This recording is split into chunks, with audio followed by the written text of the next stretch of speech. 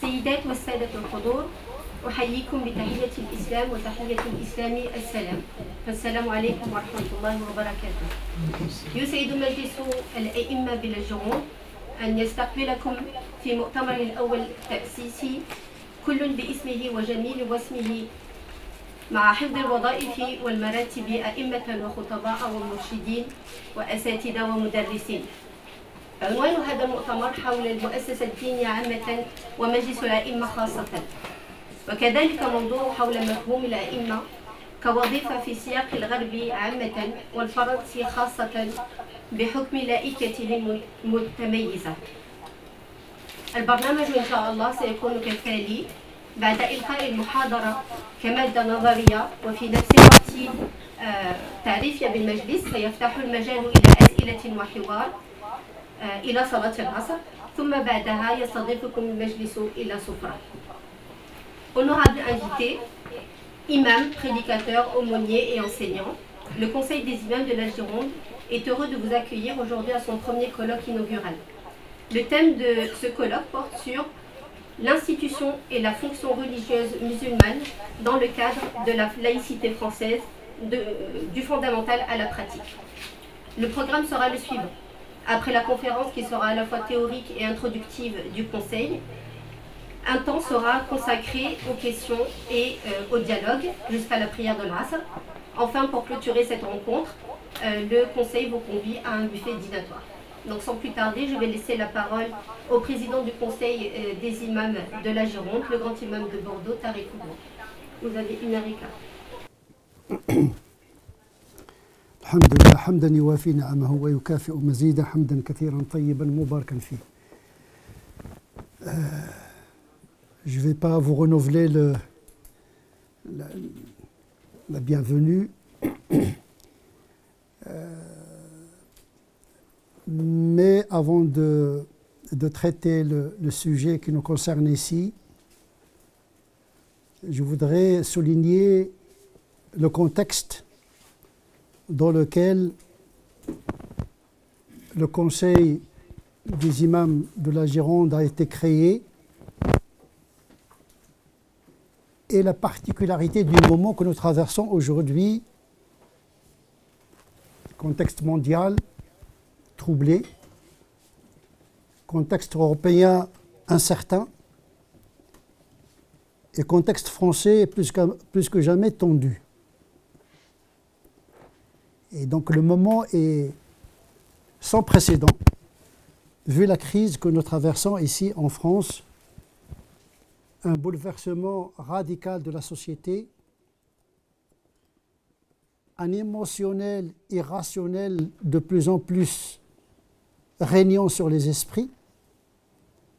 C'est dans ce contexte d'incertitude que vient s'inscrire l'institution religieuse musulmane en général et le Conseil des imams de la Gironde en particulier. Il ne faut jamais perdre de vue la réalité dans laquelle nous essayons de mener à bien notre fonction, notre rôle, notre mission, celle de traduire, de transmettre une religion dont le propre et l'universalité, mais une universalité incarnée dans un contexte particulier, à savoir le contexte laïque français, de par sa laïcité exceptionnelle. Le Conseil, ce n'est pas une génération spontanée, n'est pas une éruption à partir du néant, de rien.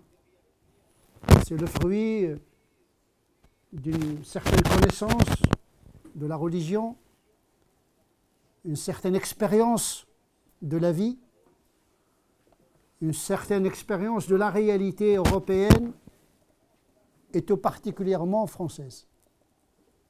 C'est notre réalité qui va déterminer notre rapport à notre référence religieuse pour mieux accomplir les fonctions qui nous incombent. Et donc, le moment est un peu délicat. Comment traverser ce désert existentiel, une tempête de grande incertitude, comment mener notre mission justement dans une société qui a peur de l'islam, de par la visibilité de ceux qui l'incarnent et qui le portent. Une visibilité inintelligible, une visibilité qui n'est pas expliquée, laquelle visibilité concentre beaucoup d'éléments, l'anthropologique, le sociologique, le psychologique, l'économique, l'identitaire, la mémoire. Tout cela, on le résume dans le vocable fait musulman en France. Il n'est pas uniquement religieux. Notre fonction s'attaque à un seul élément de ce fait religieux, tout en les intégrant, c'est-à-dire les autres éléments de ce fait religieux, dans l'économie de la pratique de notre fonction. Imam, prédicateur, aumônier, mufti, étudiant. Donc la réalité, et à cet égard-là, est un grand déterminant quant à l'élaboration du discours du Conseil et comment il voit la fonction de l'imama et la fonction religieuse en général. Je vais aborder le sujet tout d'abord à travers trois niveaux d'approche. La première approche est évidemment une approche théologique, parce que tout est fondé sur la aqidah. La aqidah, c'est comment on voit le monde, comment on interprète la religion, parce qu'il y a une vision théologique de la religion. Il n'y a pas qu'une vision pratique de la religion. Le théologique, il s'intéresse au sens des choses. C'est le sens qui définit l'intensité et la morphologie de l'action. Il vient après le fiqh, c'est-à-dire l'aspect normatif. Mais l'aspect normatif doit se baser sur une vision de Dieu, du monde, de l'autre, de l'humanité, de la nature, etc. Donc il y a un a priori théologique. Je ne vais pas aborder tous les a priori théologiques parce qu'il ne s'agit pas ici d'un cours. Il s'agit d'une introduction sur la philosophie générale du Conseil. Ce qui va nous intéresser dans l'aspect théologique, c'est le statut théologique de l'institution religieuse. Y a-t-il dans la dogmatique musulmane une canonisation de l'institution religieuse? Pour répondre à cette question, il faut définir d'abord, grosso modo, le régime théologique de l'islam. Parce qu'il y a d'autres religions qui ont d'autres régimes théologiques. Quel est le régime théologique de notre islam? Il y a des religions qui sont fondées sur une église, une institution qui dit la religion de manière infaillible. Il y a une religion d'un peuple.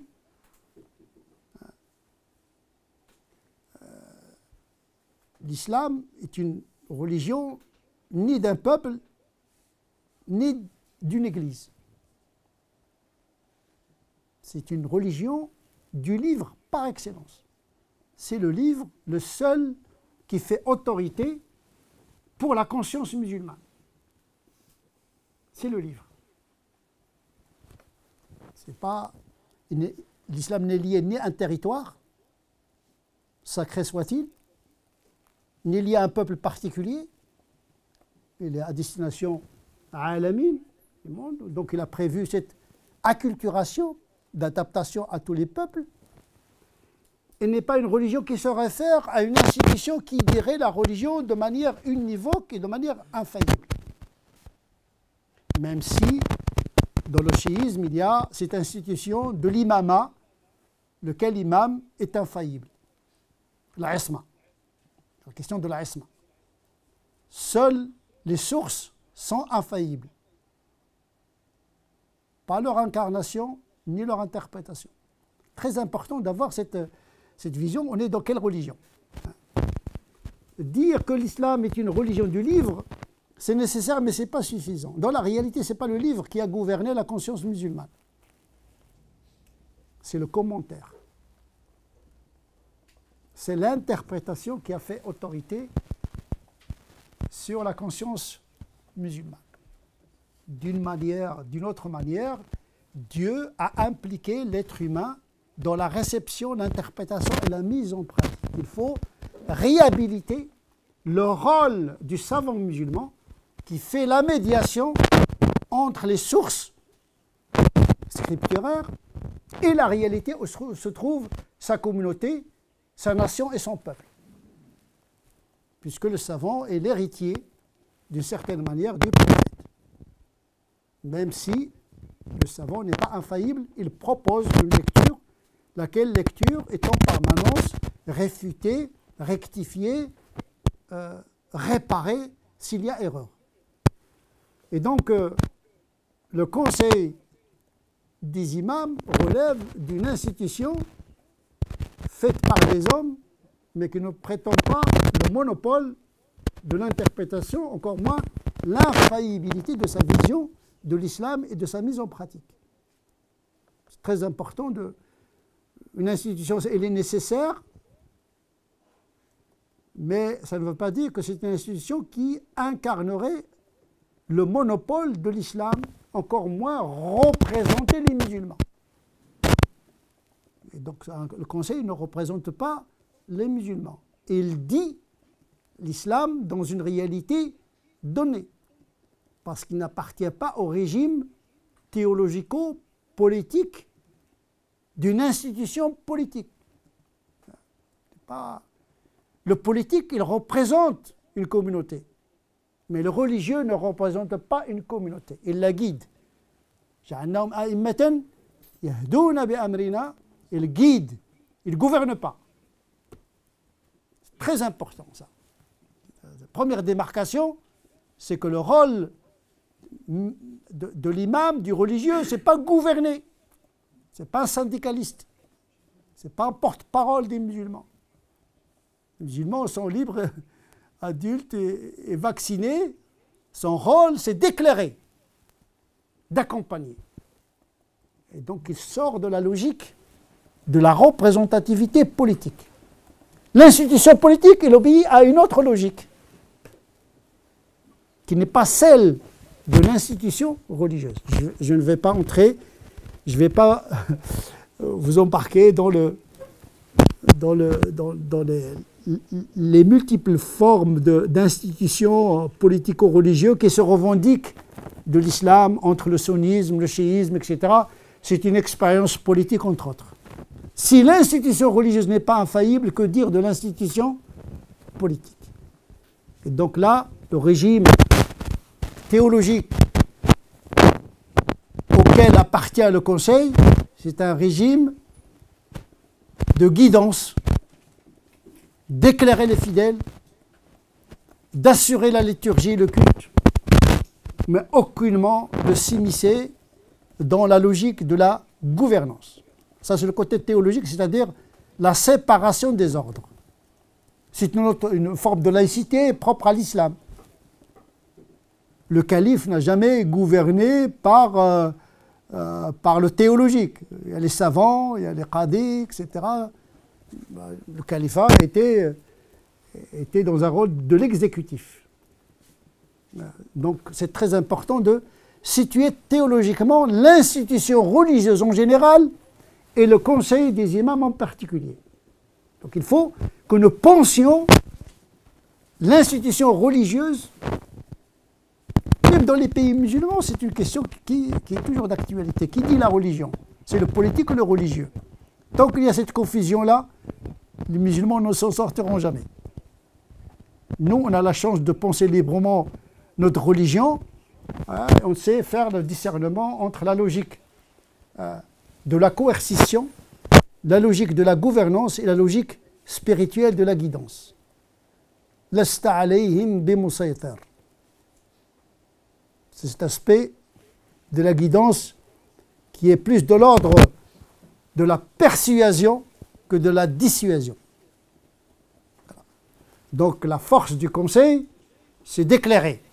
D'éclairer d'abord l'imam dans sa fonction pour pouvoir éclairer et accompagner la communauté dans un moment très délicat. Donc, il est le capitaine d'un paquebot au cœur d'une tempête. Il faut beaucoup de compétences, il faut connaître la météo, la géographie, etc., la réalité, pour bien conduire et mener à bien sa fonction. Ça, c'est le côté, je dirais, le côté du régime théologique d'une institution religieuse en général et la nôtre en particulier. Il faut que les imams qui sont avec nous, il faut qu'ils sachent de quoi il s'agit. Le deuxième aspect, c'est l'aspect canonique. On a vu l'aspect théologique, le sens de l'institution religieuse.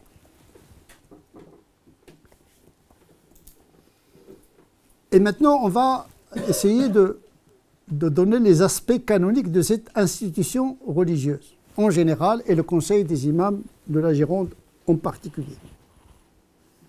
Dès la naissance de l'islam, il y avait ce que j'appelle al-furuq. Donc la séparation des ordres n'est pas une invention de la modernité. Elle est née avec l'islam. C'est vrai que l'islam il touche à beaucoup de domaines, mais il n'y a pas la confusion des domaines. Très important que mettre la chose à sa juste place. C'est ça l'adl. Voilà.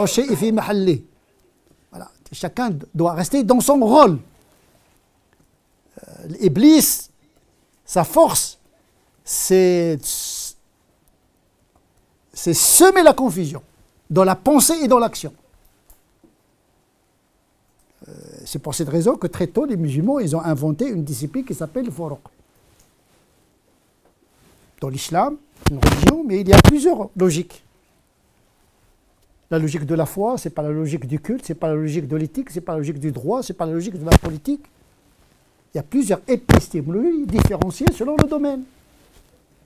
Même les sciences, le vocabulaire de le fiqh, ce n'est pas le vocabulaire de la théologie, ce n'est pas le vocabulaire du soufisme, de la mystique. Même au niveau linguistique, il y a une séparation des ordres linguistiques. Ça s'appelle ilm al-mustalah, la science du lexique. Chaque domaine a son code sémantique. Donc l'islam, il est né, la référence, il est né avec cette diversité qui est capable de séparer les ordres. Une seule référence au Coran et au Sunna, de laquelle ont découlé beaucoup de fonctions. Le prophète concentrait toutes les fonctions.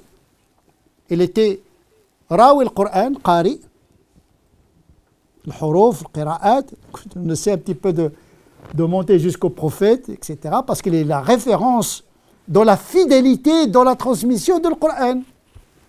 Amin, intellectuellement et moralement. Il transmet exactement la révélation telle qu'elle. Amana. Amana intellectuelle et amana, une fidélité intellectuelle, une fidélité morale. Il n'a pas ajouté une virgule ou un mot. Donc, il référence les Qurra. Il était un qari. Yatlou alayhim ayatihi. بعد نشوفوها.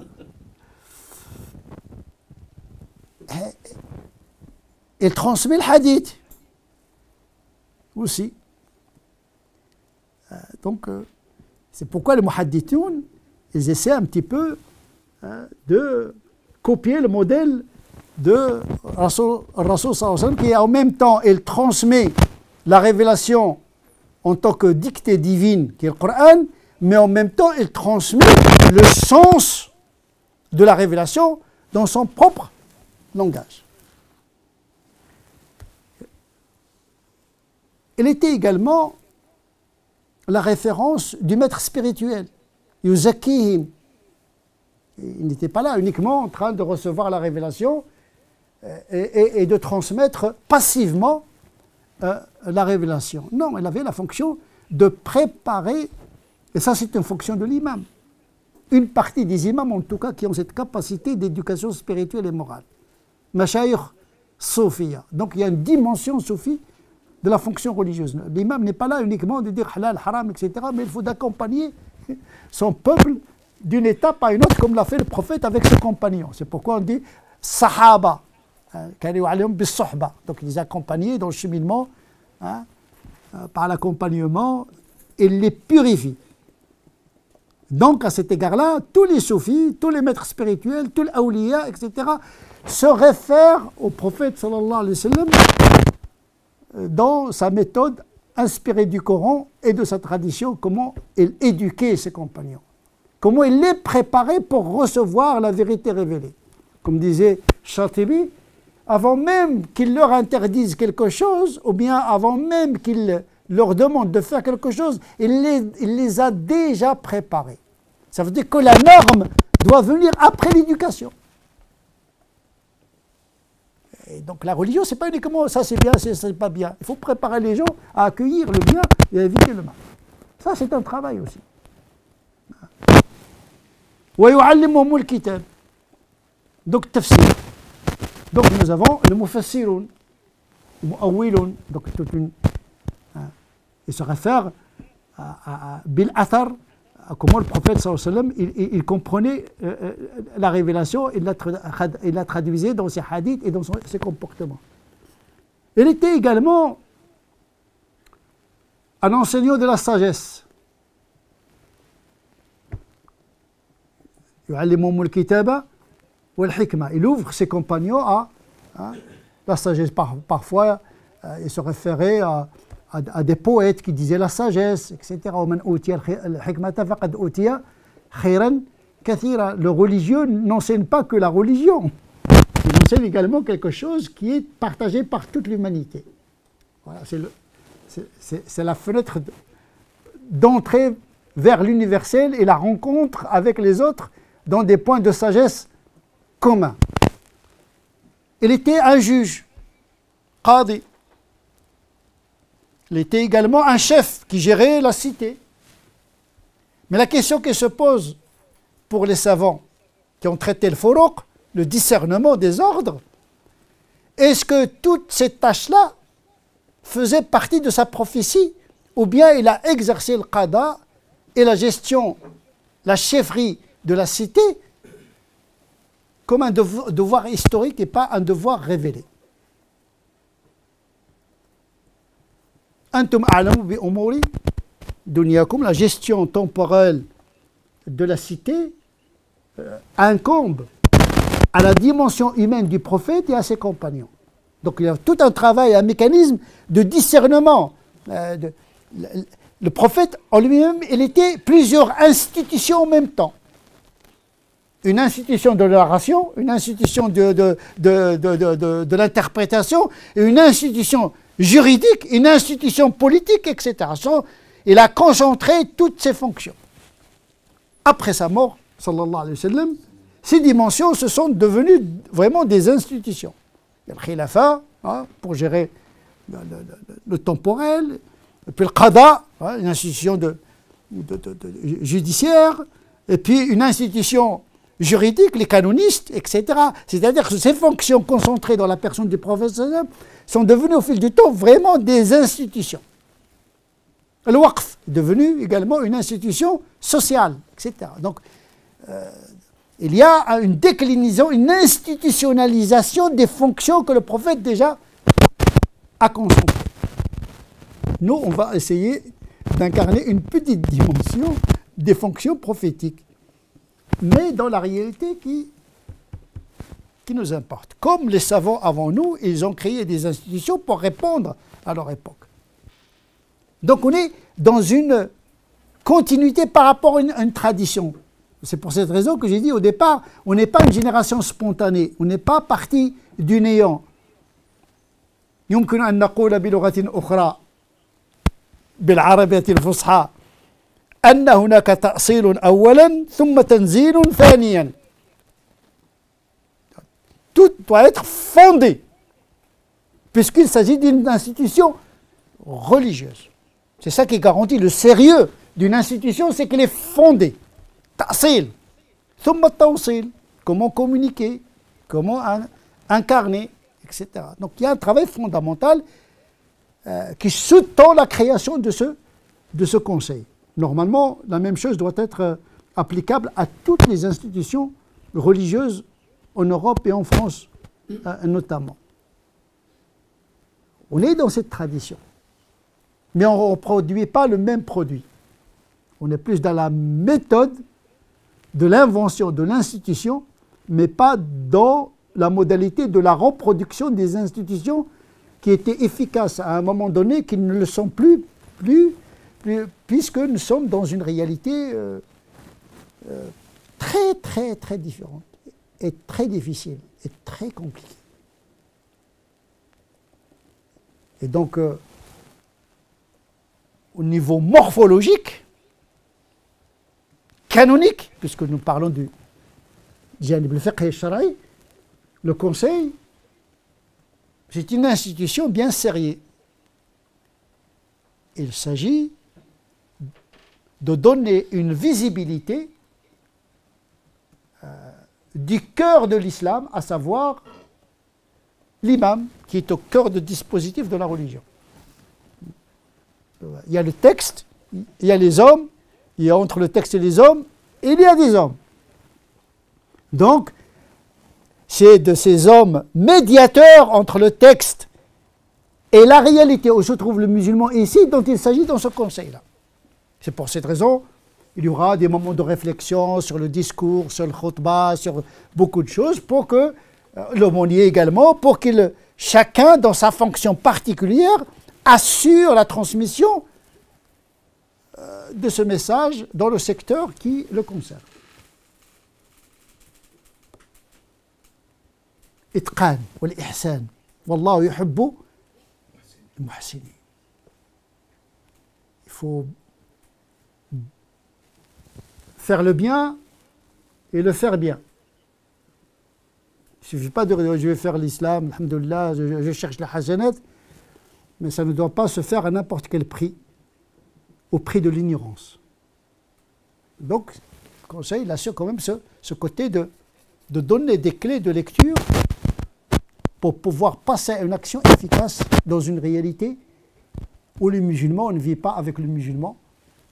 Le musulman, il vit dans le monde, dans une société où il y a le croyant, le non-croyant.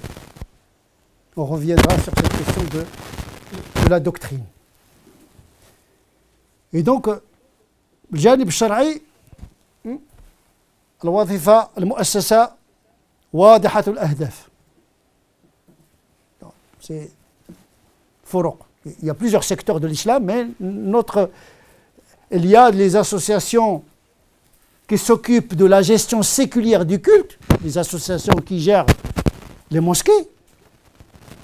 Il y a les associations humanitaires et sociales, mais là, on est en train d'instituer une institution qui s'occupe d'un secteur très, très, très, très sensible.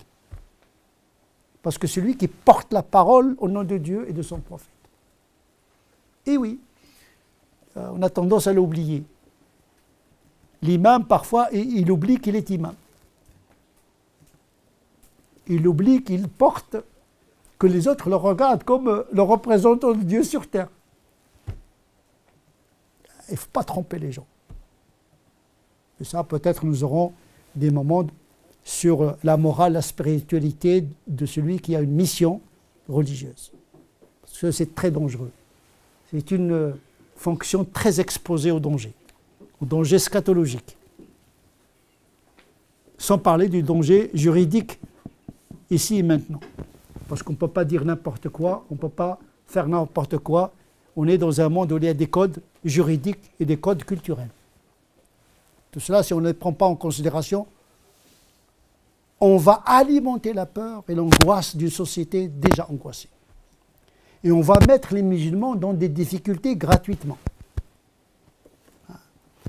Et donc, voilà le côté, je dirais, canonique, qui donne une morphologie et qui classe bien, ce qu'on appelle taqsim, la classification de l'action, et donc la classification de l'institution, elle est bien identifiée, hein,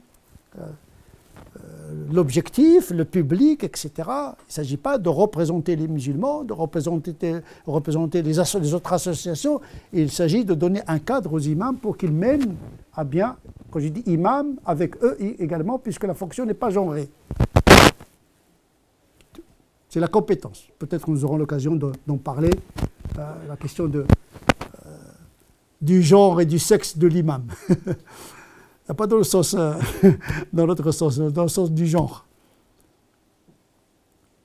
Parce qu'on a une lecture, on est en France, 21e siècle, on ne va pas nous importer des visions sur la fonction religieuse de l'imam liée au sexe masculin. Ça, il faut qu'on se mette d'accord dès le départ pour qu'il n'y ait pas de problème au milieu du chemin. Il y a des choix, hein. Peut-être nous en discuterons, il y aura un débat par la suite pour voir un petit peu comment les choses peuvent évoluer, parce que l'islam aujourd'hui, il parle aux musulmans et aux non-musulmans en même temps. C'est ça qui fait un petit peu la spécificité de cette institution, c'est que l'imam ne parle pas uniquement avec les musulmans, et il parle avec l'humanité. Ya ayyuhan nas, ya ayyuhalladhina amanu. Comment assurer cette double fonction? C'est pas facile, il faut former pour cela. Surtout dans un monde de transparence. Tout ce que vous dites aux musulmans, il est écouté par le non-musulman. Monsieur Binette, non. On va faire ça entre nous. Non, mais il n'y a pas d'entre nous. Entre nous dans le monde. Il n'y a pas de problème. Entre nous, mais avec les autres. Entre nous et avec les autres. Le troisième volet de mon intervention, c'est le côté pragmatique, technique, administratif. Ce conseil appartient au régime associatif. Le Mu'assasat ad-Diniya, toutes les institutions religieuses, en France en tout cas, sont organisées par des associations. 1901, 1905, sauf l'Église qui a un régime un peu particulier. Le protestantisme, le judaïsme, l'islam, il est organisé à travers des institutions sous forme d'associations. Ça, c'est le côté un petit peu de la traduction de Mu'assasat ad-Diniya dans un régime État national qui gère les activités collectives à travers des associations.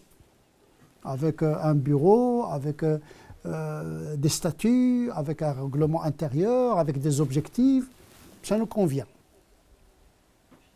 C'est très convenable pour nous, tant que l'esprit est préservé. L'islam est composé d'un esprit et d'une enveloppe. On peut toujours extraire l'esprit et le mettre dans une nouvelle enveloppe qui permet une bonne réception. Une enveloppe électronique ou en papier, l'essentiel c'est que l'enveloppe permette la transmission d'un esprit qui est là-dedans.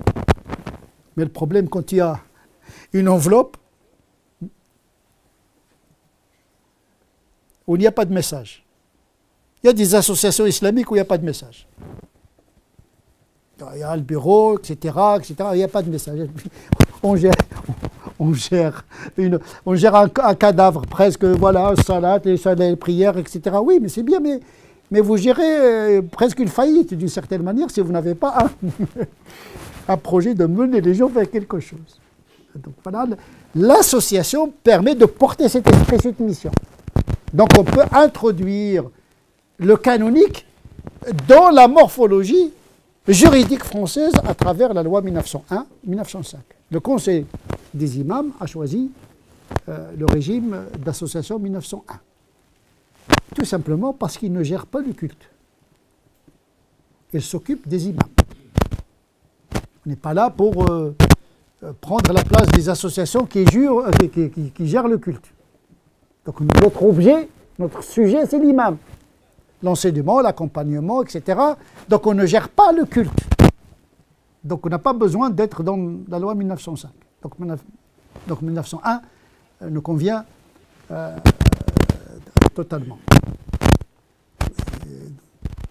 Avec, bien sûr avec le respect du droit français en vigueur. Et donc c'est ce côté un peu technique. Maintenant, on va passer parallèlement à deux points essentiels. Celui de la doctrine, sur laquelle repose toute l'institution, votre conseil, et la charte déontologique de l'imam. Donc il y a une lecture petit peu sur laquelle est construit ce projet-là, hein, qui donne une visibilité communautaire et sociétale. Parce que le but, c'est de mettre en relief l'existence d'un corps religieux, des aumôniers, des prédicateurs, des imams des 5 prières, des muftis, des référents, etc., des enseignants de la religion, des éducateurs également spirituels, etc.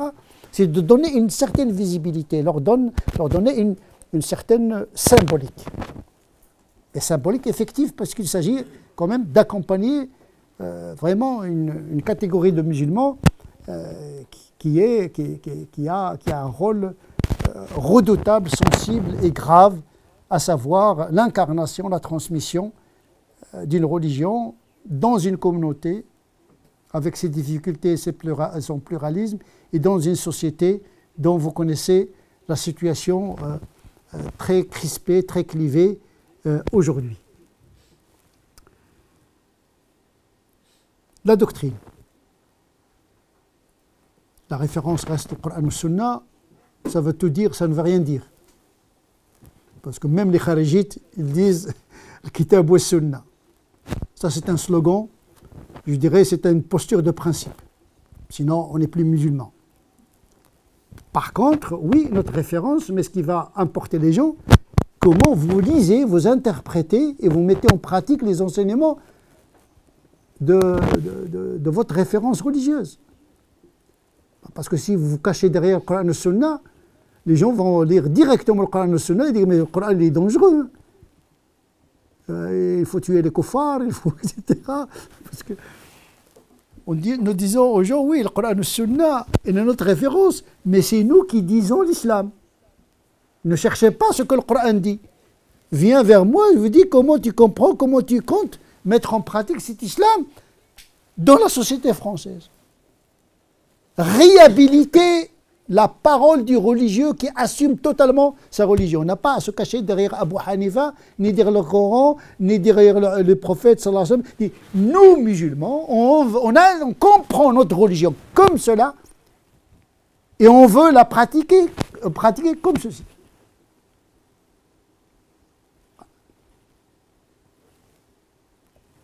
Ce n'est pas une bid'a de dire ça. Parce qu'au cours de l'histoire, c'était cela. Ils étaient gouvernés par le commentaire. Ce sont des hommes qui proposent à d'autres hommes une lecture ou une pratique, à prendre ou à laisser. Mais il faut assumer sa responsabilité. L'imam, l'alim, doit assumer sa responsabilité. On ne dit pas madhabullah, madhab al-Malik. Malik, il a travaillé. Nata'abbadullah bi madhab al-imam Malik. On fait la prière selon le rite malikite. Les Malikites, ce n'est pas Dieu. Sauf que les hommes, ils ont assumé leur rôle d'interprétation, ils ont proposé, et les hommes, ils ont assumé la responsabilité de faire le choix de suivre ou pas suivre l'imam Malik. Donc il faut arrêter de dire l'islam dit. Non, c'est Tariq Obro qui dit. C'est l'alim Mohammed qui dit. Il faut attribuer l'interprétation à celui qui la propose.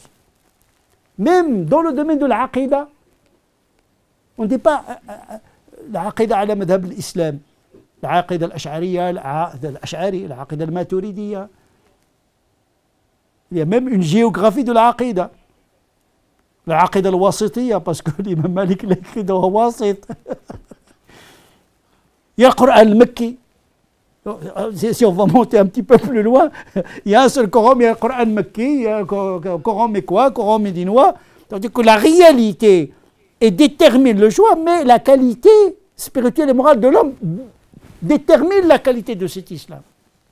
On va l'islam incarné dans l'imam, dans l'imam avec eux aussi, et dans une population. Or, aujourd'hui, il y a une mauvaise incarnation, mauvaise interprétation, un mauvais discours qui circule partout dans le réel et dans le virtuel.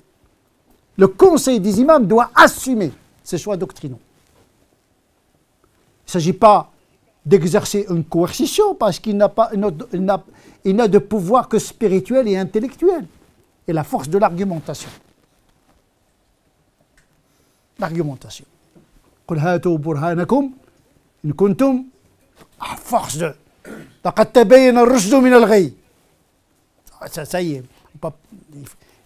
Et on va essayer, Inch'Allah, dans ce conseil, vraiment, de donner des idées, de donner des avis, mais avec une force de conviction et d'argumentation. Des choix que nous allons proposer à notre communauté en général et la communauté locale en particulier, mais également à notre communauté nationale, parce que tout ce que nous disons sur l'islam, il concerne la société. Ils ont le droit de regard sur notre religion, parce que le comportement des musulmans engage toute la société. Et là, ça va nous amener à la théologie de l'altérité. L'islam a toujours été pensé dans une logique de domination impériale, où l'autre était minoritaire, dhimmi. Aujourd'hui, nous sommes les dhimmis, nous sommes les minoritaires dans le monde. On n'est pas majoritaire dans le monde, on n'est pas majoritaire même parfois dans les pays musulmans, on n'est pas majoritaire parce que le pouvoir est ailleurs. Pourquoi j'ai conceptualisé ce que j'appelle la charia de minorité. Et j'ai oublié de vous dire, au niveau de la théorisation de l'institution religieuse, je renvoie à l'utilisation de la charia, à ma théorie de la charia de minorité, débarrassée de beaucoup de fonctions. On va parler justement de la déontologie de l'imam. Il doit éviter un certain nombre de fonctions qui ne relèvent plus de ses compétences, vu la situation, ce que j'appelle la charia de minorité, c'est-à-dire une charia qui est émancipée de la coercition. L'imam n'est pas un qadi, n'est pas un notaire, n'est pas un chef politique d'une communauté. Parfois, les imams, ils s'y croient, hein, en train de régler et de transformer les mosquées en tribunaux confessionnels. Peut-être nous aurons l'occasion de parler de ces problèmes que rencontrent les imams dans les mosquées. Parce que parfois, on veut régler des conflits, mais on les augmente au lieu de les résoudre. L'islah, c'est une chose, le qada, c'en est une autre. Le hisba, c'est une institution. Et donc, il ne faut pas confondre les répertoires. Donc, on a besoin de clarifier le périmètre de l'action de l'aumônier, s'il est dans la prison, dans l'hôpital, l'imam dans la mosquée, l'imam dans la société, quand il s'agit d'un dialogue interreligieux, interconfessionnel, l'imam sur le minbar, etc. Donc il faut vraiment que chacun, quand il est dans une fonction, il faut qu'il respecte les codes de la fonction. On peut être aumônier, prédicateur, etc., alim, on peut avoir beaucoup de compétences, mais quand je suis dans la prédication, je suis dans la prédication. Le prophète sallallahu alayhi wa sallam, quand il était juge, il dit attention, il se peut que je me trompe. Alors, je ne suis pas en train de vous transmettre la révélation. Là, je suis en train de trancher dans des conflits. Il se peut que je me trompe. Donc, il était conscient qu'il n'était pas, pendant l'exercice de l'qada, il n'était pas soutenu par la révélation. Parce que la révélation n'est pas là tout le temps. Il y a des moments de suspension de la révélation. Il est livré à lui-même. Et ce sont des moments où il est livré à lui-même, où il devient aussi intéressant. Parce qu'il nous informe sur le côté humain du prophète, sallallahu alayhi wa sallam. Il n'est pas réduit uniquement à un prophète qui ne prend pas d'initiative, qu'il est là comme un robot en train d'exécuter un programme révélé. Non. Il se trompe parfois, le Coran le rectifie. Revenons à la doctrine.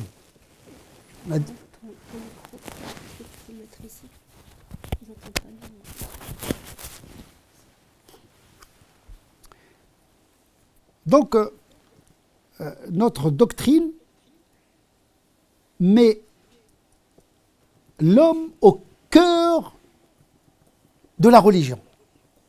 Que je dis l'homme avec grand H, homme et femme. Et je signifie par l'homme, avec grand H, celui qui a la fonction de médiation entre la religion, les musulmans et les non-musulmans en même temps. Parce que là, dès qu'on parle des musulmans, il faut que vous compreniez que je parle en même temps qu'il s'agit également d'avoir dans une perspective de communication avec la société majoritairement non musulmane. Et donc, ce que j'appelle la théologie anthropologique, c'est la volonté de Dieu qui a voulu que le Coran, que la Sunna, que cette religion soit portée par des hommes. C'est pourquoi il y a le livre, Kitab wa Rasoul. Il aurait pu envoyer un ange, ou bien il va envoyer un ange, il va déposer un livre, débrouillez-vous avec ce livre. Non, il a amené Rasulan minhum. C'est l'incarnation de l'incarnation du Coran à son époque. Comment le musulman, comment le savant aujourd'hui, il va incarner ça, le Coran, dans sa réalité à lui, pas dans la réalité de l'époque du prophète sallallahu alayhi wa sallam. L'esprit de la fonction est le même, mais l'habit n'est pas le même. La forme n'est pas la même. C'est comme le corps. L'âme, il circule, elle est dans le corps et ailleurs. Donc, je ne dis pas Tana sur l'arwah, mais je dis quand même que l'islam est un esprit, quand la civilisation qui le porte s'effondre, il est capable de sortir d'une civilisation effondrée pour s'introduire dans la civilisation naissante. Donc l'islam, ce n'est pas une civilisation, c'est une religion. Ça aussi, c'est un statut qu'il faut... Oui, il peut produire une culture, il peut produire une civilisation. C'est-à-dire que le musulman, ici en Occident, de par ses convictions, de par sa vision théologique, etc., il contribue dans un esprit d'altérité à construire quelque chose, à une valeur ajoutée intellectuelle, sociale, économique. On dit, voilà, les musulmans, ils voient les choses, c'est une valeur ajoutée. Il ne s'agit pas d'inscrire l'islam dans une solution alternative. Ah non, cette société elle est mauvaise, hein. Nous, on a la solution, on va la changer, l'islam... C'est faux d'ailleurs, lorsque l'islam est venu à la Mecque, il ne l'a pas changé, ni à Médine. Les gens sont restés dans leur culture. Il a changé les croyances et le culte, mais ils sont restés... L'islam n'a pas changé la culture des Arabes. Les habits des femmes à l'époque, c'était les habits des musulmans et des musulmanes, les habits... Je sais pas, le goût, etc. Tout n'est pas religieux dans le Coran, tout n'est pas religieux dans les hadiths. Il y a l'enveloppe culturelle, c'est-à-dire la langue déjà. Est-ce que Dieu est arabe? Dieu n'est pas arabe. Je dis toujours que l'islam, ou bien le Coran, c'est comme un médicament. Il y a le principe actif, il y a l'excipient. Le principe actif, c'est l'esprit. Dieu, il a soufflé, il a insufflé ce souffle dans l'esprit du prophète. Il l'a dit en arabe, parlant avec des arabes dans un moment coranique anthropologique arabe. L'excipient culturel est nécessaire pour la réception et la transmission du message. Et là, on passe à la deuxième théologie, c'est de la théologie d'acculturation. Il y a la théologie d'altérité, c'est-à-dire je fais ma religion avec l'autre, qui n'est pas musulman. Je dois l'intégrer. Quand je parle de la prière, je parle aux musulmans et aux non-musulmans en même temps. Quel est le sens de cette prière? Je prépare les musulmans à expliquer ce qu'il fait à une société qui ne connaît pas l'islam. Mais si on n'a que des pratiquants qui ne savent pas ce qu'ils font, comment on va transmettre? Comment? Par quel miracle l'information musulmane va comment? Pour apaiser la société. Et donc, expliquer. Les musulmans, peut-être, ils savent ce qu'ils font, mais souvent, ils ne comprennent pas ce qu'ils font. Ils savent faire la prière, mais ils ne comprennent pas pourquoi. C'est comme on a une marchandise, mais on ne sait pas comment... qui me dégoûte, comment... La partage n'est pas forcément pour que l'autre entre en islam, mais il faut que l'islam soit un lieu de rencontre avec l'autre. Comme l'Udhiyya, lorsqu'on fait l'Udhiyya, on partage avec l'autre, même s'il n'est pas musulman. Il faut que les gens bénéficient matériellement de cette religion. Tant qu'il n'y a pas un intérêt, tant qu'il n'y a pas une attention matérielle à cette religion, les gens vont avoir peur de cette religion. Il faut mettre en relief la charité, la rectitude, la loyauté, l'akhlaq tout simplement. C'est ça qui fait que l'autre s'apaise. Surtout dans le moment que nous traversons aujourd'hui. Donc, la doctrine commence par la séparation des ordres, par une théologie de l'altérité, c'est-à-dire que l'imam, il est imam des musulmans, mais il est également imam des non-musulmans, parce que les gens, quand ils veulent connaître l'islam, ils cherchent qui? Ils cherchent l'imam. Donc, l'imam est le lieu de la destination des musulmans et des non-musulmans. Donc, il faut préparer la fonction religieuse à accueillir également des non-musulmans. Et d'avoir un discours et des comportements qui préparent les musulmans à avoir une visibilité communicationnelle d'apaisement avec la société. Peut-être nous aurons des moments de travaux pratiques sur ces questions-là. Sur la visibilité, sur l'altérité, sur des questions bien précises, sur l'ahm, sur les habits, etc. Des choses concrètes, comment les résoudre. Notre doctrine également reste fidèle au commandement coranique. وَجَعَلْنَا مِنْهُمْ أَئِمَّةً يَهْدُونَ بِأَمْرِنَا لَمَّا صَبَرُوا وَكَانُوا بِآيَاتِنَا يُوقِنُونَ. Il parle des enfants d'Israël, parmi lesquels Dieu a choisi des imams, des guides. Pourquoi ils étaient des imams? Parce qu'ils guidaient les gens. On revient à la fonction première du prophète et du religieux. Il ne s'agit pas de coercition. Il ne s'agit pas de gouverner les corps, mais d'accompagner les esprits pour être mieux éclairés. Mais pour guider les gens, il faut avoir deux qualités. Un imam qui est le ventriloque des musulmans n'est pas un imam. Bourg, qui pense comme l'awam. Il y a des imams, quand on parle avec eux, on dirait on parle avec... il a la même mentalité que le reste. Le complotisme, des trucs, etc. Mais il est en porte-à-faux par rapport à la aqida. L'esprit complotiste, c'est un esprit superstitieux, inhibiteur, contraire à l'optimisme de la foi musulmane. Comment voulez-vous que les gens soient innocents dans leur relation à autrui? L'innocence, c'est une force, le bara al-asliya. Donc débarrasser l'islam des mentalités des pays d'origine, cette culture parfois qui empêche l'islam d'être en Occident. L'Occident, il a des valeurs magnifiques. Ils sont plus confiants que nous autres. Nous, on éduque nos enfants sur la méfiance.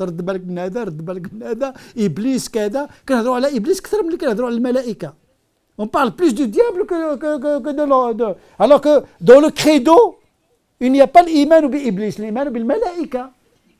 C'est une foi optimiste. C'est important ça dans l'éducation, etc. Donc, il faut changer complètement de théologie.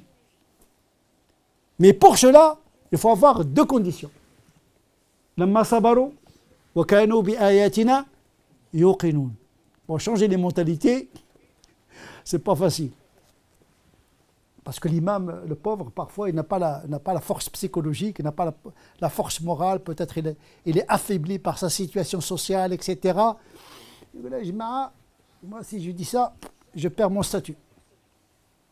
C'est pourquoi beaucoup de savants nous disent, ils savent la vérité, mais ils n'arrivent pas à la dire parce que leur sort est dans la main d'autrui. C'est pourquoi il est dans l'intérêt que l'imam, s'il peut être quelqu'un de digne, sinon il change de métier. S'il change de métier, qu'est-ce que tu fais là? Un imam, il est fait pour diriger. L'imam, c'est celui qui conduit. Quand je parle de l'imam, c'est l'aumônier. L'aumônier, c'est un imam également, parce qu'il parle de la religion, il enseigne, etc. Il guide. Peut-être l'enseignement de la religion est plus redoutable que diriger une prière. Parce que la aqidah est plus importante que les 5 prières. Au contraire, la prière n'a aucun sens s'il n'est pas fondé sur une aqidah. L'iman, tout mal amal. Amanu wa amilu. Donc l'iman, il est plus important. Et tu vas parler de la foi comment? Donc l'enseignement de la foi, l'enseignement de la pratique, parfois il est plus important que la pratique elle-même. De par sa sensibilité. Et donc il faut avoir la qualité de la patience, parce que, comme on dit, la pédagogie c'est la répétition.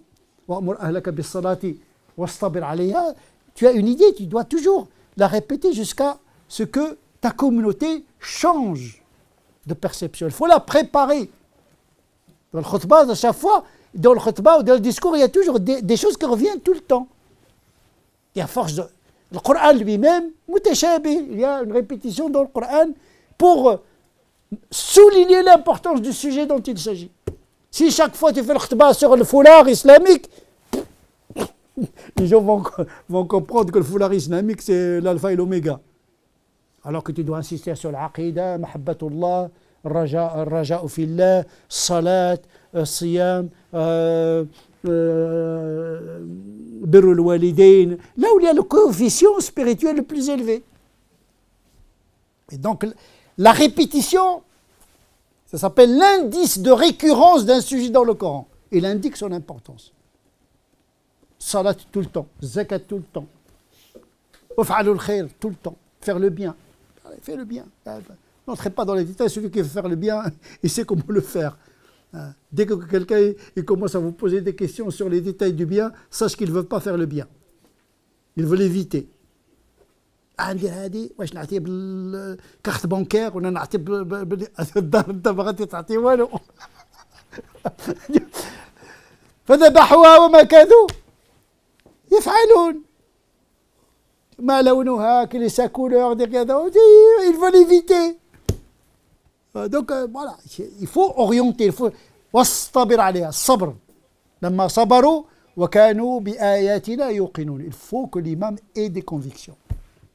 Et on va essayer dans ce conseil de donner quelques éléments convictionnels sur lesquels le religieux, etc., va construire l'essentiel de sa mission dans le lieu et dans la fonction qu'il occupe. Et donc, voilà quelques éléments sur notre doctrine qui va devenir vraiment un papier. Il faut qu'on travaille tous ensemble pour vraiment que ce soit vraiment celui qui veut être parmi nous, voilà sa doctrine. Voilà. Maintenant, la déontologie de l'imam. Il y a la doctrine du conseil. Maintenant, il s'agit maintenant de donner un profil déontologique et moral de l'exercice de la fonction. D'abord, il faut éviter l'immoralité excessive. Ça ne veut pas dire que l'imam est infaillible. L'imam aumônier, quand je dis imam, c'est masculin et féminin. Parce que là, dans notre doctrine, l'imam, c'est aussi eux. Tout celui qui occupe une fonction, c'est un imam. Il guide, il enseigne, etc. L'imam, ce n'est pas celui qui dirige la prière. Il peut être mujtahid, comme Aïcha,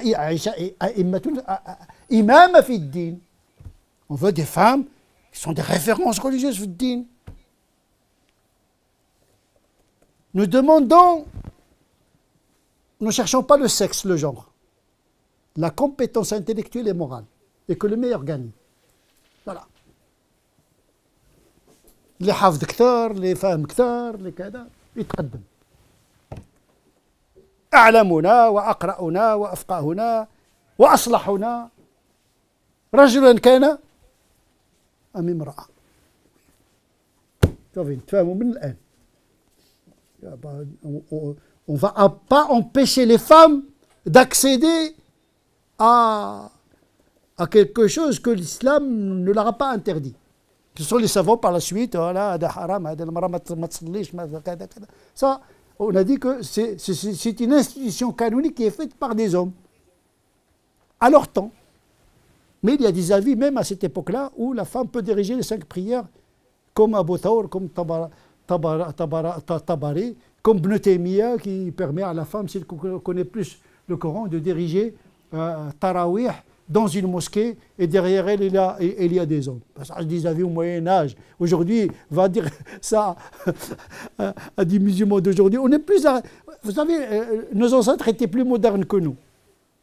Le prophète lui-même a désigné Waraka pour diriger la prière, alors qu'il y a derrière elle des hommes. C'est la compétence morale et spirituelle. Voilà, c'est tout.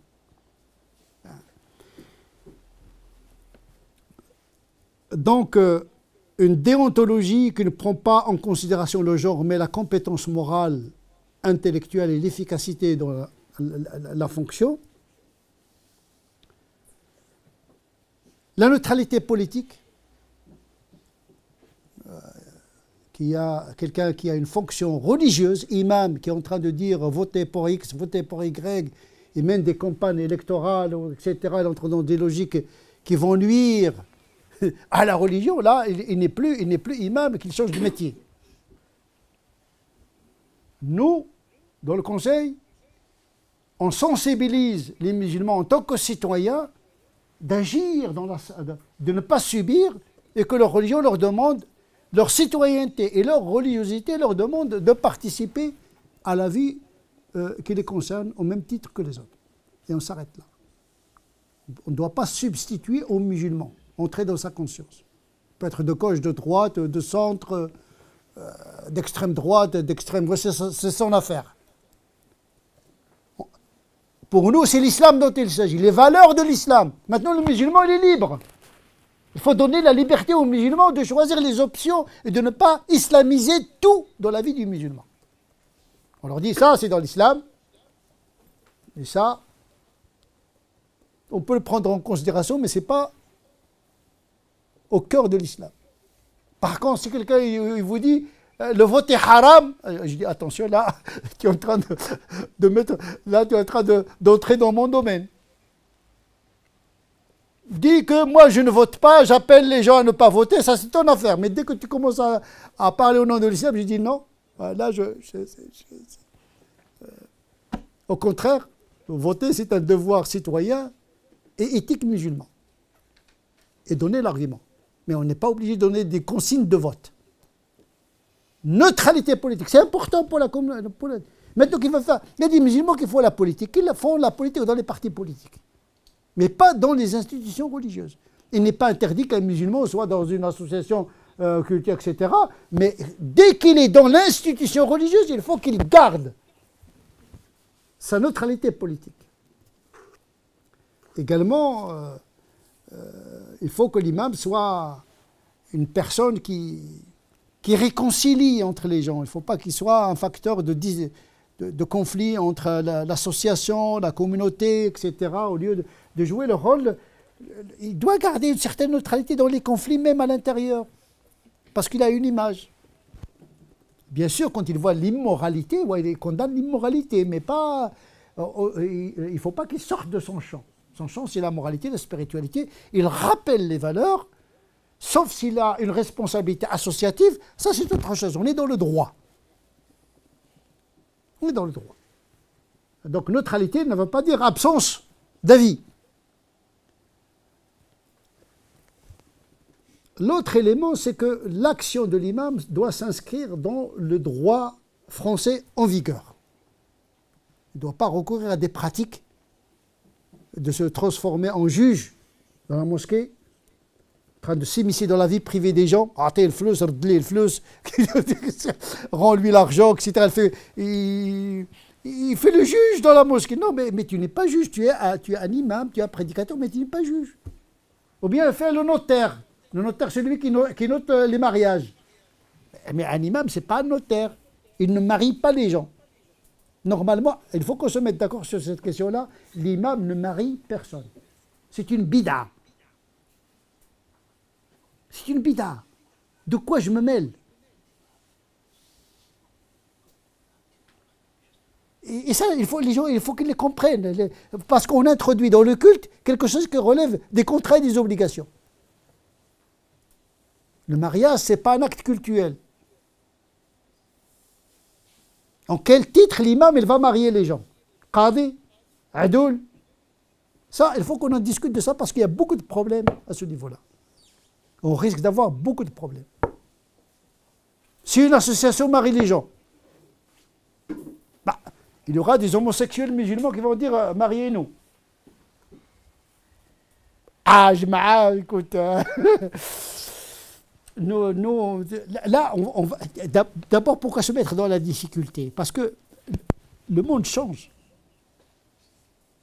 On peut conseiller les couples, on peut accompagner les couples, mais on ne marie pas les gens. Moi, le vieux rôtier que je suis, j'en ai marié des gens. Et je sais les difficultés que cela a posé à un certain moment donné. Tout ce qu'on peut dire, c'est accompagner éthiquement, spirituellement les mariages, mais on ne marie pas.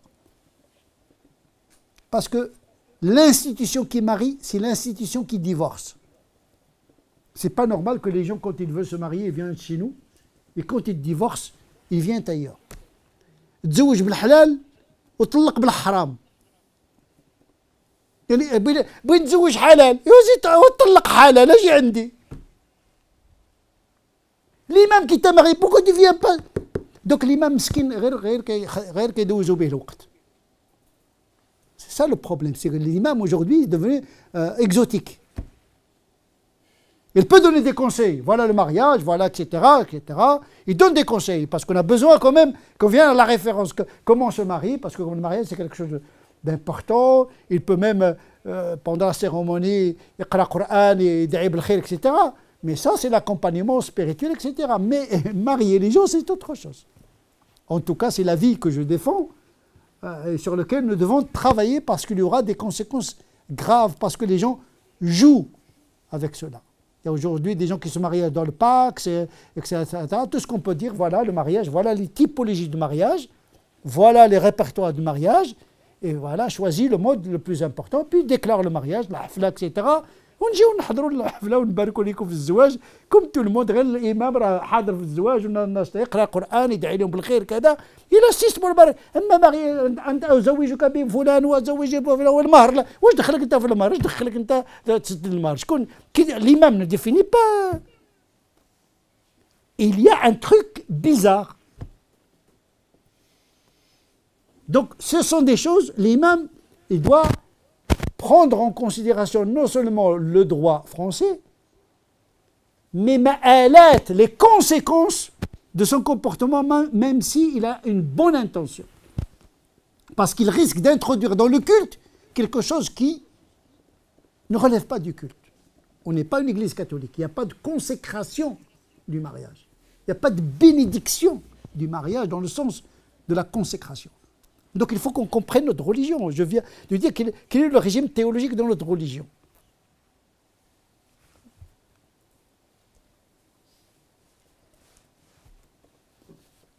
نقراو معك إذا عندك شي حاجة.